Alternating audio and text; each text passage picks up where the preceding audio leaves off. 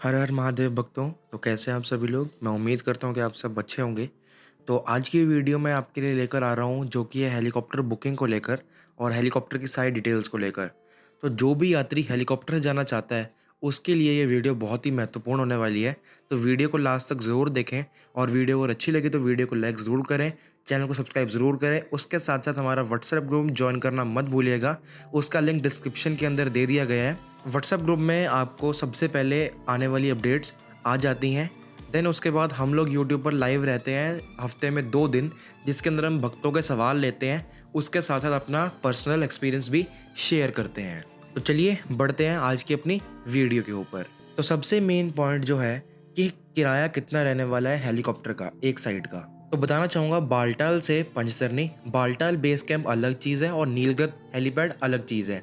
नीलगत helipad Baltal से लगभग 8.5-9 kilometre की दूरी पर है और नीलगत हेलीपैड बालटाल से 9 किलोमीटर पहले आता है। तो नीलगढ़ टू पंचतरनी आपका लगभग 3,000 से 3,500 के बीच में रहने वाला है हेलीकॉप्टर का वन वे, सिर्फ जाना जाना। उसके साथ साथ पहलगाम से अगर आप पंचतरनी जाते हैं तो आपका लगभग 4500 से 5500 लगने वाला है एक साइड का। ये रेट्स हम लोग अप्रॉक्स लगा रहे हैं जिससे कि आप अपना एक बजट बना सकें अमरनाथ यात्रा 2025 के लिए। और जो इस साल के रेट्स आएँगे वो इन्हीं के बीच में कहीं आस-पास रहेंगे। ये तो हो गई बात आपके कि कितना किराया लगेगा हेलीकॉप्टर का। तो अब एक मेन पॉइंट पे आ जाते हैं जो कि है, जो हेलीकॉप्टर रहेगा आप सब सोचते रहेंगे कि आपको होली केव के बिल्कुल पास उतारेगा। जैसे होता है केदारनाथ में लगभग 300 मीटर की दूरी पर उतार देता है हेलीकॉप्टर। लेकिन अमरनाथ यात्रा में ऐसा नहीं है। वो आपको पंचतरनी उतारेगा जो कि है लगभग 6 किलोमीटर दूर होली केव से। पंचतरनी से आपको देन फिर घोड़ा करके या फिर पालकी करके आपको जाना होगा होली केव। तो आपको उसका किराया एक अलग लगने वाला है। और अगर आप पैदल यात्रा कर सकते हैं तो आप पैदल यात्रा भी कर सकते हैं, 6 किलोमीटर की जो आपकी बच जाएगी। तो जो भी लोग हेलीकॉप्टर से आ रहे हैं वो अपना एक हेलीकॉप्टर का किराया, देन उसके बाद घोड़े का, अगर उन्होंने घोड़े से जाना है या पालकी से जाना है, उसका किराया भी अपने बजट में इंक्लूड करके चलिए। उसके बाद एक और मेन बात जो है कि आप कितना अपना बैगेज, कितना लगेज अपने साथ कैरी कर सकते हैं हेलीकॉप्टर में। तो मैं आपको बताना चाहूँगा, एक ही बैग जो कि हैंड बैग रहता है, मैक्सिमम 5 केजीज़ तक आप कैरी कर सकते हैं पर पैसेंजर। मान लीजिए आप 10 यात्री हैं तो एक पर्सन के हाथ में एक 5 किलो का हैंड बैग होगा और 10 लोगों के हाथ में बाकी अलग-अलग 5 किलो का। तो एक पर्सन जो है वो 5 किलो से ज़्यादा नहीं उठा सकता, उससे कम उठा सकता है, कोई प्रॉब्लम की बात नहीं है ऐसी। और अगर मान लीजिए आप सुबह निकल गए 9 बजे, आपका हेलीकॉप्टर है, आप पहुँच जाएँगे ऊपर 10-15 मिनट में, देन आप यात्रा वगैरह करेंगे और आपका जो वापसी का हेलीकॉप्टर रहेगा, वो 12 बजे के बाद है, मान लीजिए ढाई 3 बजे है। तो अब मान के चलिए कि आपको शायद से वहाँ पर रात में रुकना पड़ सकता है पंचतरनी में।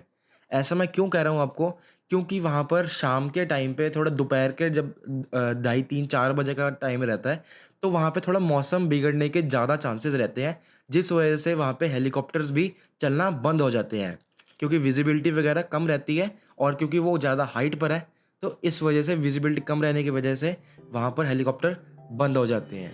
तो आपको वहाँ पर पंचतरनी में रात को स्टे करना पड़ेगा, नेक्स्ट डे का वेट करना पड़ेगा, जब वो आपको नेक्स्ट स्लॉट देंगे कि आप उस हेलीकॉप्टर के टाइमिंग में जा सकते हैं। और जब भी आप अपना हेलीकॉप्टर बुक करवाएँगे वन वे का, मान लीजिए आपने 9 बजे करवाया, तो आप 9:15, 9:20 तक पहुँच गए मैक्सिमम पंचतरनी में। देन आपको ऊपर जाना है 6 किलोमीटर, जो कि खड़ी चढ़ाई है लगभग 3 किलोमीटर की, 3 साढ़े 3 किलोमीटर खड़ी चढ़ाई है। तो लगभग आपको आने और जाने में लगभग 7 घंटे का मार्जिन लेके चलना है। मान लीजिए आप 9 बजे निकले, तो मतलब आपको जो वापसी का हेलीकॉप्टर रहेगा वो आपको लगभग 4 या 5 बजे का करवाना होगा। क्योंकि आपको पहले पंचतरनी से ऊपर होली केव भी जाना है, देन आपको दर्शन भी करने हैं, देन आपको फिर वापस भी पंचतरनी आना पड़ेगा कि आपका हेलीकॉप्टर है। तो इसीलिए आप मान के चलिए कि आपको लगभग 6 से 7 घंटे आपको एक अपना बफर टाइम लेना है कि आपको ऊपर चढ़ना भी है, दर्शन भी करने हैं, देन वापस आना भी है। और अगर हम बात करें बुकिंग की, तो आप अपने एक क्रेडिट या डेबिट कार्ड से लगभग 5 पैसेंजर्स की बुकिंग कर सकते हैं। मान लीजिए आपके पास, आपकी फैमिली में 10 लोग जा रहे हैं और सारे के सारे हेलीकॉप्टर से जा रहे हैं।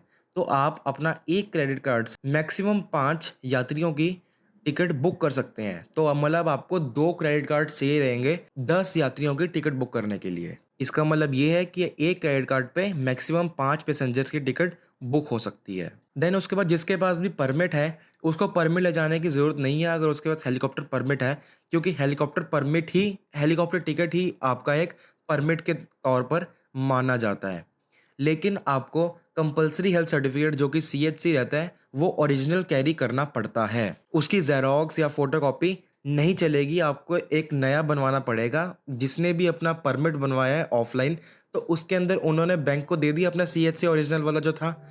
लेकिन अगर आपने अपना हेलीकॉप्टर की बुकिंग भी करवानी है, तो आपको उसके लिए भी एक कंपल्सरी हेल्थ सर्टिफिकेट चाहिए जो कि होना चाहिए ओरिजिनल, जो कि वहाँ पर चेकिंग के टाइम पर माँगते हैं। तो ये थे कुछ डिटेल्स और कुछ इंपॉर्टेंट पॉइंट्स जो कि आपको हेलीकॉप्टर बुकिंग के दौरान याद रखनी है और इस हिसाब से अपना यात्रा प्लान करनी है। तो मैं उम्मीद करता हूँ कि आपको ये वीडियो अच्छी लगी होगी। वीडियो अच्छी लगी तो वीडियो को लाइक करें, चैनल को सब्सक्राइब करें। उसके साथ-साथ हमारा व्हाट्सएप ग्रुप जॉइन करना बिल्कुल मत भूलिएगा, उसका लिंक डिस्क्रिप्शन के अंदर दिया गया है।